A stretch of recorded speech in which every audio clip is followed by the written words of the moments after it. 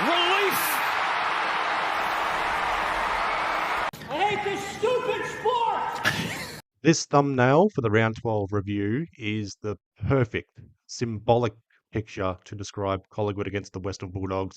Saturday night at Marvel Stadium, Collingwood going down by 4 points, 13-15-93 to the Bulldogs, 14-13-97.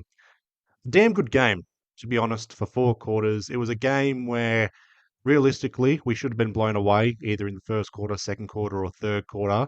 The Bulldogs, they dominated us in the first 3 quarters out of the midfield, particularly centre clearances. So for Collingwood, the effort you can never really question against Brisbane and Geelong, and a lesser extent the third quarter against Adelaide. You can question that, but overall, you can't question our fight and endeavour and our effort and passion and whatnot.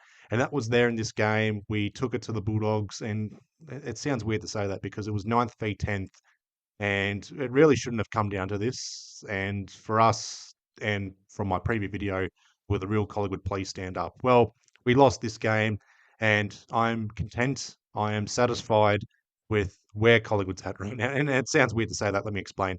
I got the answer, is what I'm trying to get at here. And we are a barometer side. I was saying to mates after Thursday nights and about St Kilda, me and the boys, we hate St Kilda. But St Kilda, they beat the teams beneath them.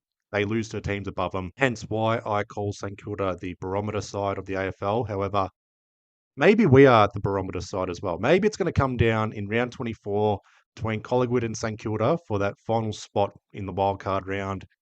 That's where I see Collingwood at, unfortunately. We are just going to be stuck in this wildcard purgatory for the rest of the season, at best.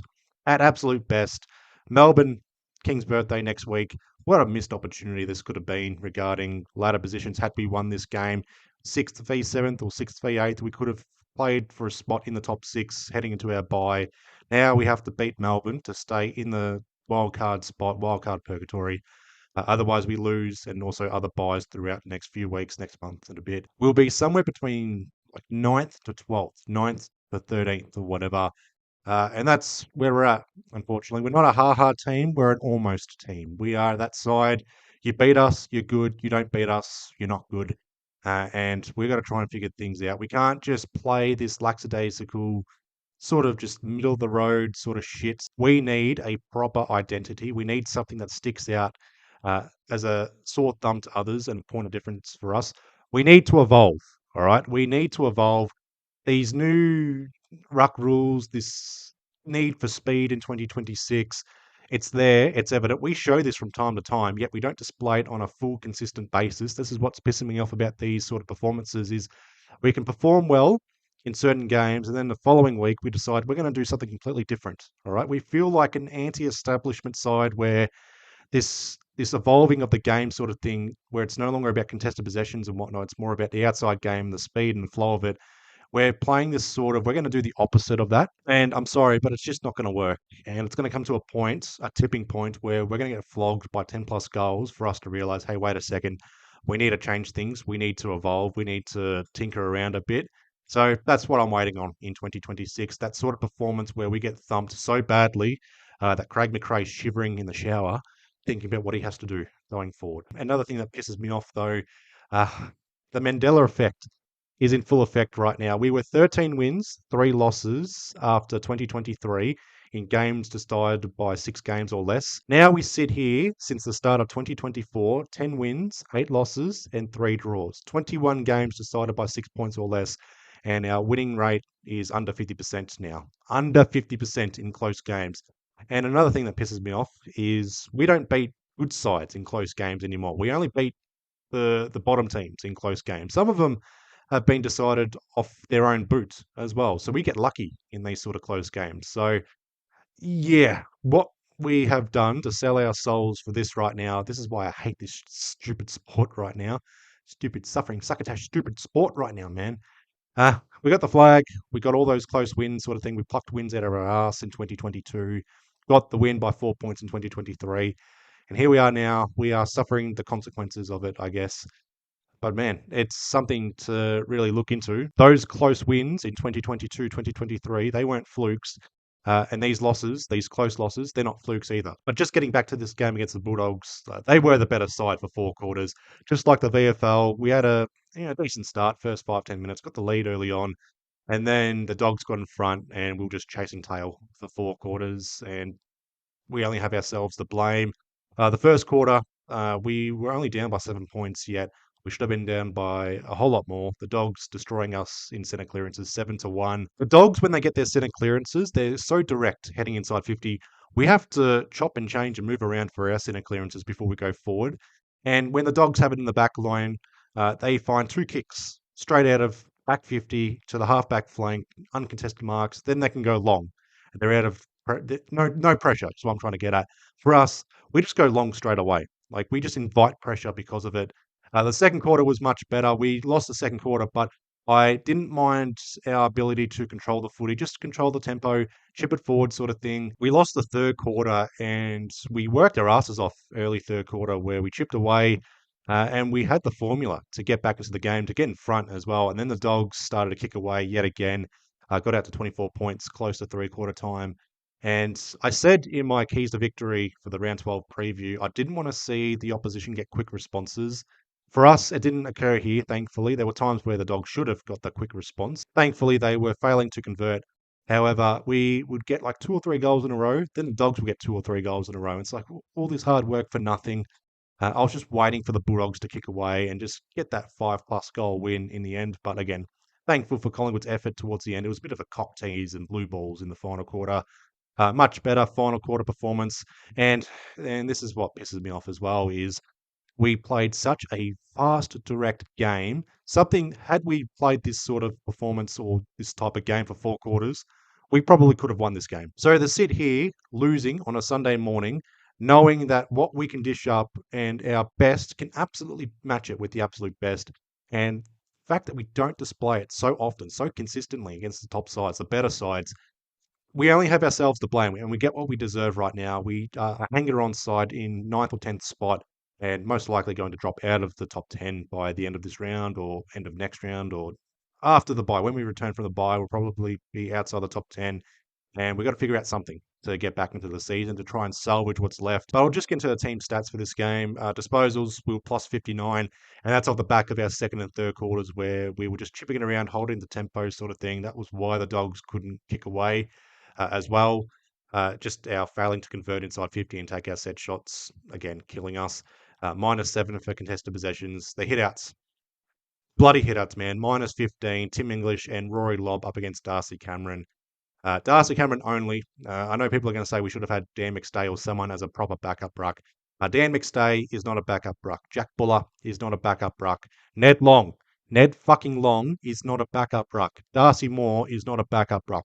Billy Frampton is not a backup ruck. We don't have anyone that's going to be a proper backup ruck for Darcy Cameron in 2026 besides Harrison Coe by default, with Oscar Steen out for the season.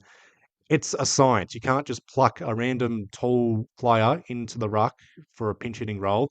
There is a science to this, and Harrison Coe is basically the only option we got left. He was okay in the VFL, nothing outstanding, but compared to Caleb May, uh, jury's out on that. That could be something that bites us on the arse come the end of the season. But yeah, beaten in the ruck for the most of the game. Clearances -6, and that's flattering towards us in the final quarter. Centre clearance is what killed us, 10-19, -9. We won the stoppages, 22-19. Again, marks, particularly the second and third quarter, controlling the footy, 115 marks to 104. However, because we dropped Charlie West, we didn't recall Jack Buller, Darcy Cameron, our tallest player out there. Only 5 contested marks for the entire game. We had 13 marks inside 50, but the Dogs, 13 contested marks. And contested marks inside 50 that resulted in goals for the Dogs. That's what killed us as well. -15 for inside 50 entries. It's weird how I can sit here with only 47 inside 50s, but 61.7% efficiency inside 50. Yet I sit here thinking we could have done a little bit more, a little bit better with our efficiency inside 50 and our shot conversion and everything else inside 50. 27% for goal efficiency. You can thank the final quarter for that, but the sort of game where the Dogs could have won this by a little bit more. I'm sure Dogs fans are thinking the same way.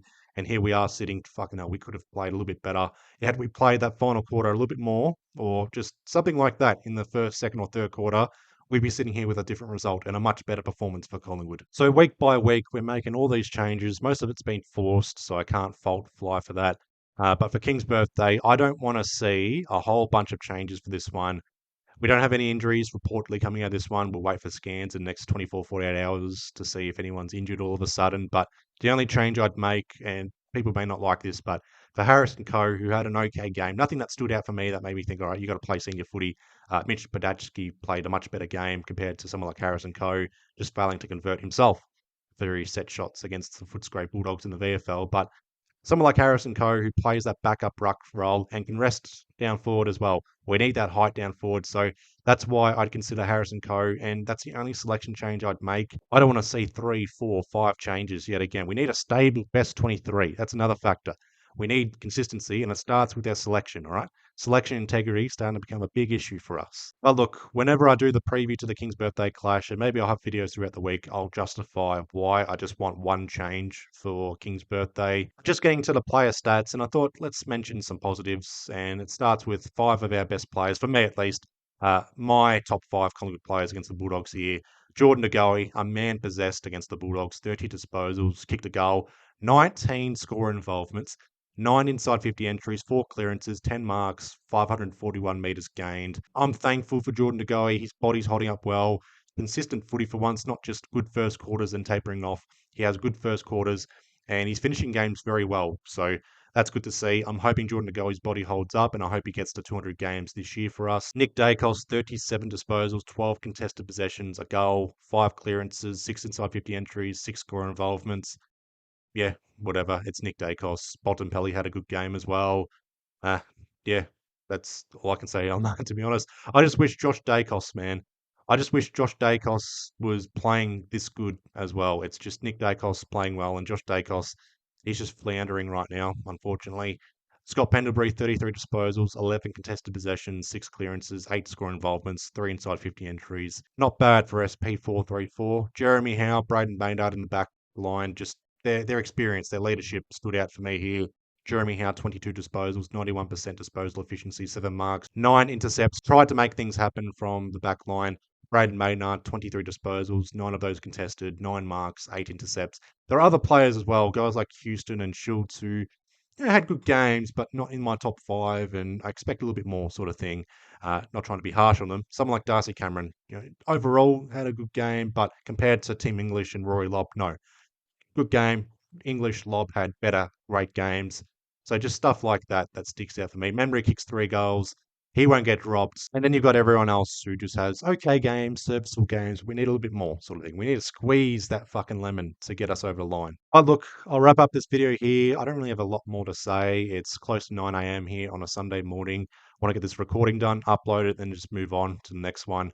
I have no idea when my next upload's going to be. It's King's birthday, so the preview will be up a little bit later than usual, probably around Thursday or Friday, because the team selections will be released on Sunday, I believe, Sunday night because of it. If that changes, that's all the watch this space, then I'll change it up. So everything's a watch this space at the moment. I'm not too sure when my next video is going to be up during the week. I might just take a few days off just to relax, think about a topic video or two, then move on. You can follow me on Instagram, cheap plug. I'll be posting daily, so there's that. I'll discuss a little bit more about this Mandela effect in full effect regarding our close losses. I don't think it's the correct term for it, but it's good for the thumbnail, the video, the algorithm, so I'll go with it. So too late now to change it up, but I'll leave you guys all to it. I'm hoping you guys had a good weekend or having a good weekend. Please be well, please be safe, and I'll see you guys in the next one, whenever that is. Up the pies.